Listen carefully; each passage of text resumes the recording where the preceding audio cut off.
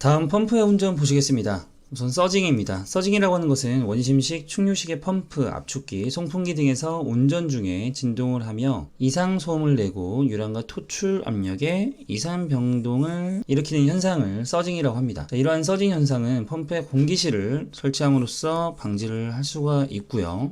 이 펌프 운전상 주의사항이 있습니다. 우선 소음 주의해야 되고요. 과부하가 일어나지 않도록 주의해야 됩니다. 그리고 베어링 온도, 모터에 과열이 있는지 없는지 이거를 주의 깊게 확인해야 되고요. 자, 압력, 진공, 전류계 이런 것들도 판독을 해야겠습니다. 또한 밸브 개폐에도 주의를 해야겠죠. 펌프의 보수 관리 보시겠습니다. 자, 우선 베어링인데요. 자, 베어링은 하우징부에서 나는 거친 소리나 두드리는 소리는 그 베어링에 이물질이 있음을 의미합니다. 자, 이런 내용들이 시험에 좀 나오겠죠. 자, 베어링 하우징부에서 나는 그런 거친 소리는 이물질이 있다는 것을 의미한다. 자, 이런 것들 한 번씩 읽어보시고요. 휘파람 소리가 난다는 것은 그 윤활유가 부족하다는 뜻이 되겠습니다. 베어링에서는 수치들이 굉장히 중요한데요. 자, 정상 운전 상태에서 주위 온도보다 20도에서 30도를 초과하면 안 됩니다. 베어링 사용 관리까지 알아봤고요. 다음은 스토핑 박스입니다. 자, 스토핑 박스라고 하는 것은 최근에 많이 기술되는 내용이므로 꼭 알아두시는 것이 좋겠습니다. 패킹 사이에 위치한 렌터링은 그 케이싱 내로 공기가 유입되는 것을 막기 위해 송출실로부터 내부 통로나 외부관을 이용해서 봉수를 공급시켜주는 역할을 하는데요. 자, 우선 여기서 좀 익숙하지 않은 그런 용어들이 나오죠. 자, 여기서 우선 봉수라고 하는 것은 자, 펌프에서 액체의 누출을 막는 그런 밀봉 방식 중에 하나를 얘기합니다. 자, 밀봉하는 방식에는 뭐 패킹 이런 것들을 이용하는 것들이 있는데요. 패킹 대신에 자, 물을 사용하는 것입니다.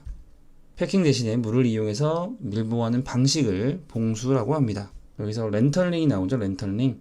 이 스토핑 박스를 구성하는 요소에는 본체, 그리고 패킹, 그리고 글랜드 팔로워, 마지막으로 랜턴링 등이 있는데요. 자, 우선 본체와 패킹을 제외하고 글랜드 팔로워라고 하는 것은 패킹을 축 방향으로 압축해서 밀봉력을 조절하는 부품이 글랜드 팔로워가 되겠습니다. 밀봉력을 조절하는 역할을 하는 것이 글랜드 팔로워가 되겠고요. 랜턴링이라고 하는 것은 고압 조건이나 윤활유가 필요한 경우 패킹 사이에 삽입되는 금속 링을 뜻합니다. 그럼 이 랜턴링은 어떤 역할을 하느냐? 외부에서 윤활유나 냉각수를 공급하는 역할을 해줍니다. 이 스토핑 박스의 구성 요소, 이렇게 본체, 패킹, 글랜드 팔로워, 랜턴링까지 알아봤고요.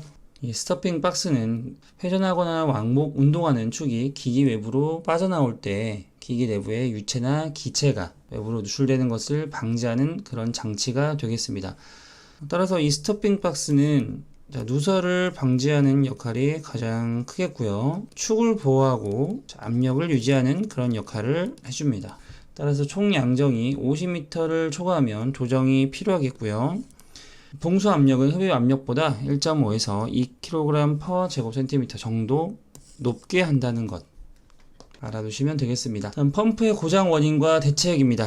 이러한 것들 어떤 현상을 주고 원인을 물어보는 또는 대책을 물어보는 그런 문제로 많이 출제가 되겠죠. 운전이 되지 않을 때 많이 출제가 됐었습니다. 진동 및 소음이 일어날 때 어떠한 원인인지 이런 것을 해결하고자 하는 그런 대책에는 어떤 것들이 있는지 이런 문제들이 출제가 많이 됐었습니다. 우선 전동기의 고장 원인으로 운전이 되지 않을 때가 있고요. 펌프가 고장나서 운전이 되지 않을 때가 있고 전원의 이상으로 운전이 되지 않을 때가 있습니다. 대책으로는 전동기 고장나면 전동기를 수리 및 교체를 해야겠죠.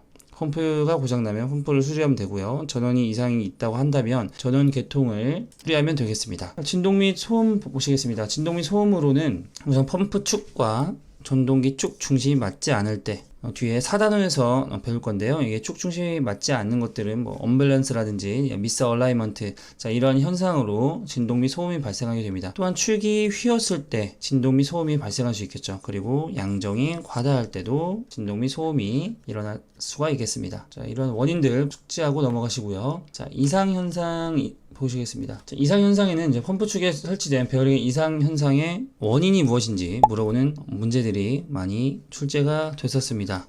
펌프 축에 설치된 베어링의 이상 현상의 원인으로는 이제 윤활유가 부족할 때, 베어링 장치 불량할 때 축출력의 발생으로 펌프 쪽에 설치된 베어링의 이상 현상으로 나타나게 되는데요. 이 추력이라고 하는 것은 나아가게 하는 힘을 얘기합니다. 그래서 윤활유 부족으로 일어나는 이상 현상이 무엇이냐? 펌프 축에 설치된 베어링에 이상이 발생해서 일어나는 것이 되겠습니다. 원심 펌프의 이상 현상 원인으로는 스토핑 박스로 공기가 침입했거나 패킹과 주축 간에 과다한 틈새가 생겼거나 펌프의 회전 방향이 틀릴 때 원심 펌프의 이상 현상이 발생하고요. 원심 펌프의 진동 원인으로는 좀 전에 공동 현상이었죠. 캐비테이션의 발생으로 인해서 원심 펌프의 진동이 일어날 수 있고요. 잘못된 회전 방향이나 너무 낮은 펌프의 속도, 그리고 시스템의 총 수도가 펌프 설계 수도보다 낮을 때, 이런 것들에 의해서 원심 펌프의 진동이 일어나게 됩니다. 펌프는 가동하는데 물이 나오지 않은 원인으로는 마중물을 붓지 않았기 때문에 물이 나오지 않는 원인이 됩니다. 여기서 마중물이라고 하는 것은 펌프가 처음 작동할 때 펌프 내부와 흡입 배관에 물을 채워서 공기를 빼내는 작업입니다. 그렇게 하게 되면 흡입력이 좋아지고요. 물을 끌어올릴 수 있는 힘을 높여주게 됩니다. 따라서 이 마중물을 붓지 않게 되면 흡입력이 낮아지고 물을 끌어올릴 수 있는 힘이 낮아지겠죠. 그래서 이 물이 나오지 않은 원인이 되겠습니다.